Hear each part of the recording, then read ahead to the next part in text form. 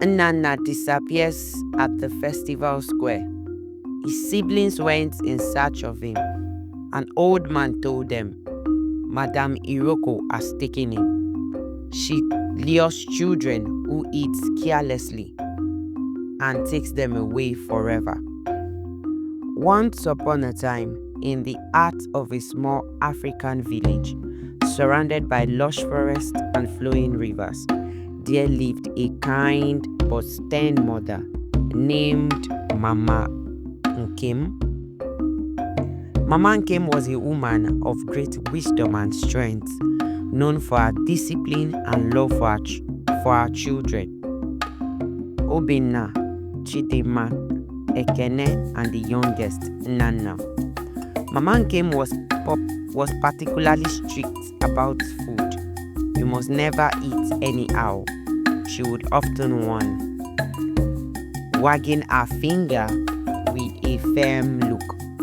You must only eat what comes from this house or what I give you with my own hands.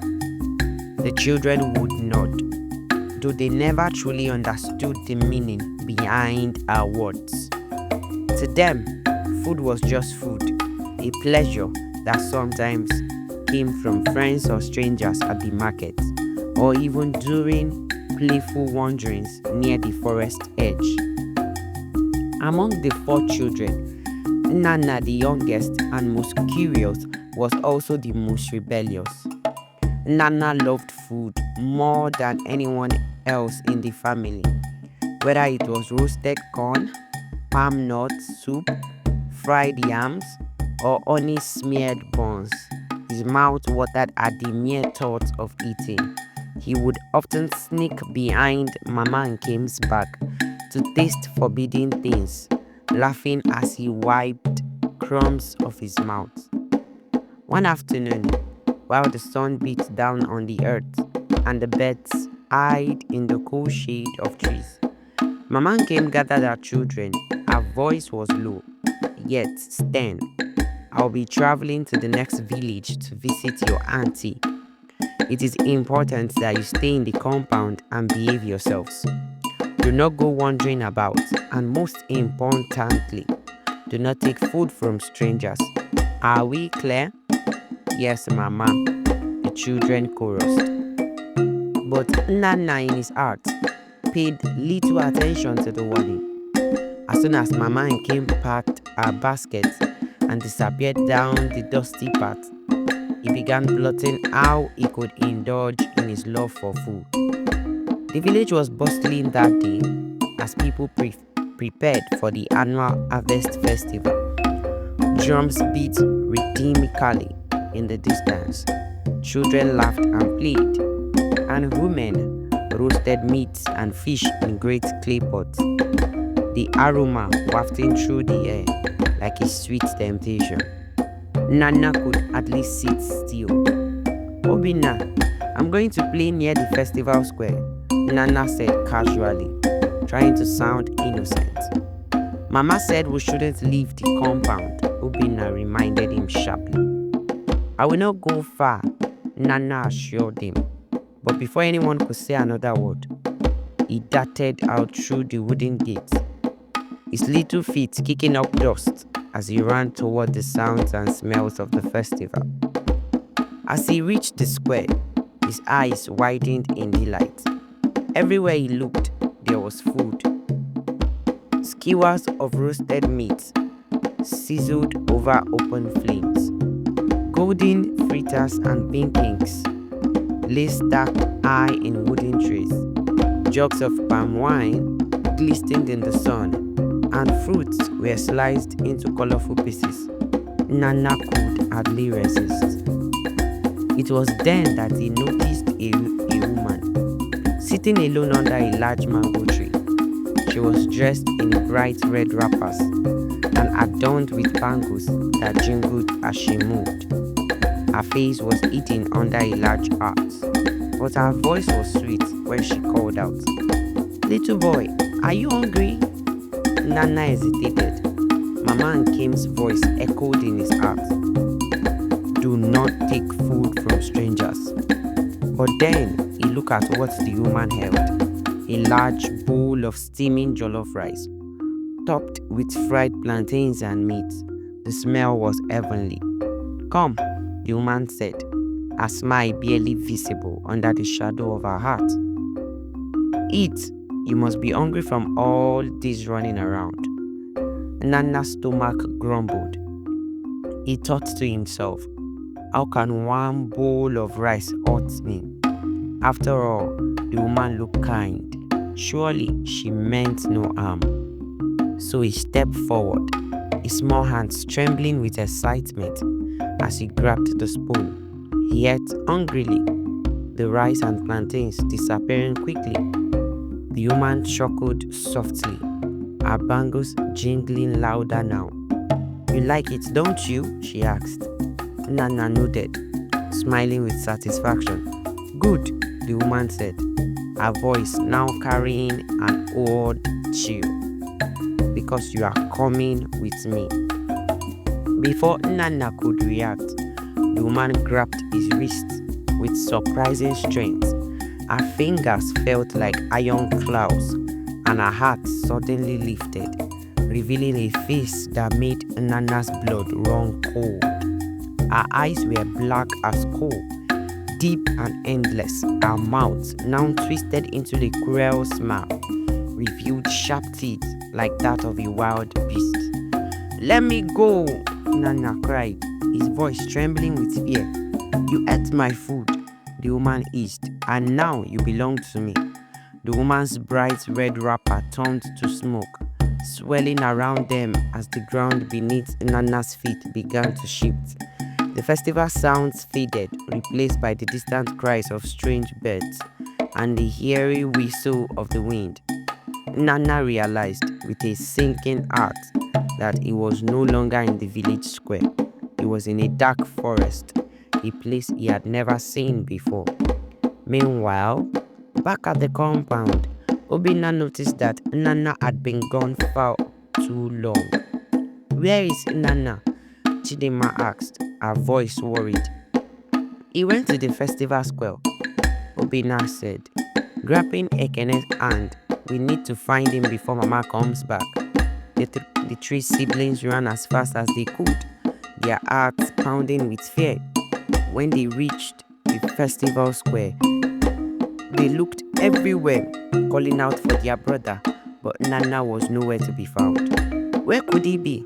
Ekene whispered, tears filling his eyes. Suddenly, an old man sitting near a palm tree beckoned to them. His beard was white, and his eyes were filled with wisdom. Are you looking for your brother? He asked. Yes, Papa, Obinna replied urgently. Have you seen him? The old man nodded gravely. Your brother has been taken by Madame Iroko. Madame Iroko? Chidinma repeated, her voice shaking. She is a spirit of the forest, the old man explained. She lures children who eat carelessly and takes them away forever. But there is hope. If you want to save him, you must go to the Iroko tree before the sun sets. That is where she keeps her victims. The siblings exchanged fearful glances. The sun was already dipping low in the sky. We have to go, Obinna said firmly. The three children ran toward the forest, guided by the old man's words. The deeper they went, the darker it became. Strange noises filled the air, and shadows seemed to move between the trees. Chidinma clutched Ekene's hand tightly, while Obinna led the way. At last, they reached a massive tree, the Iroko tree. Its roots twisted like snakes, and its branches loomed like skeletal arms. Nana, Obinna called out. From inside the tree, they heard a faint voice. Help me! It was Nana. The children ran to the tree and began to search for a way in. Suddenly, Madame Iroko appeared, stepping out from the shadows, her black eyes gleaming with malice. You dare come here? She hissed.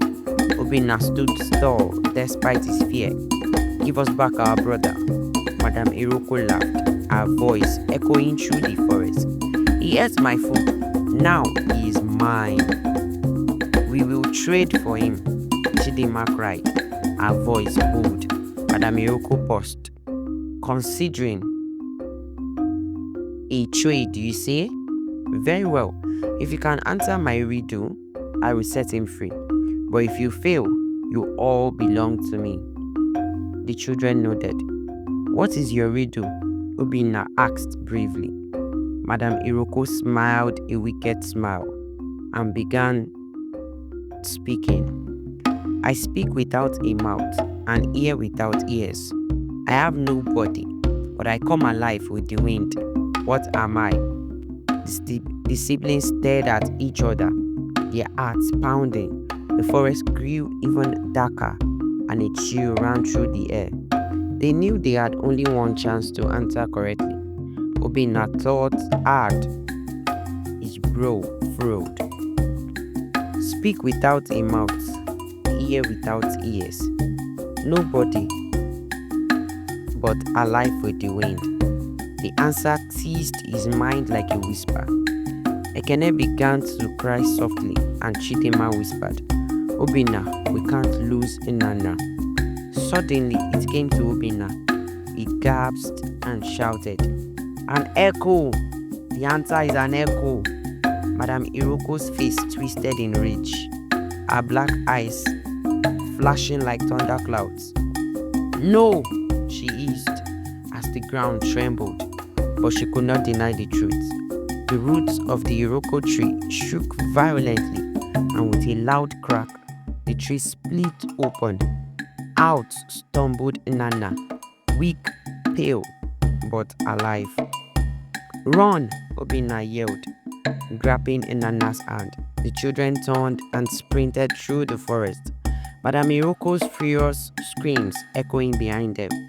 When they finally emerged from the forest, the sun had set, but the village lights were glowing in the distance. They ran straight home, breathless and trembling. Mama Nkem was waiting for them. Where have you all been? And what happened to Nana? She asked, her voice sharp with worry. Nana fell to his knees, tears streaming down his face. Mama, I'm sorry. I heard from a stranger and she took me away, but my siblings saved me. Mama Nkem's face softened as she hugged her children tightly. Do you now understand why I warned you never to eat anyhow? She asked. Yes, Mama, Nana whispered. I will never disobey you again. From that day on, the children learned to eat their mother's words. And whenever anyone in the village asked why Mama Nkem's children were so well behaved, she would smile and said, because in this world, not every food is just food, and not every giver is a friend. Thank you all for listening to my stories. Thank you for tuning in. Thank you for listening to African Folktales by Blessed. My name is Blessing David, and I am the owner of Folktales by Blessed. If you haven't subscribed, kindly click on the subscription button and turn on the notification so that you can be notified whenever I post insightful stories like this one. So you will be the first to get my stories. And yes, help us drop your location in the comment section so we can give you a shout out in our next video. We would love to know where you are watching from and your current location. We always want to give you a shout out in our next video. And also do well to share the video with friends and family so they can learn lessons from the stories and they can all be transformed into better people. Okay, so if you are a returning subscriber, thank you so much for listening to my stories. I really appreciate your support. And if you can still hear my voice, it means you watched the story to the very end. You are the real besties. Thank you so much. And I do not take your support for granted. See you all in my next video. Bye. Stay blessed.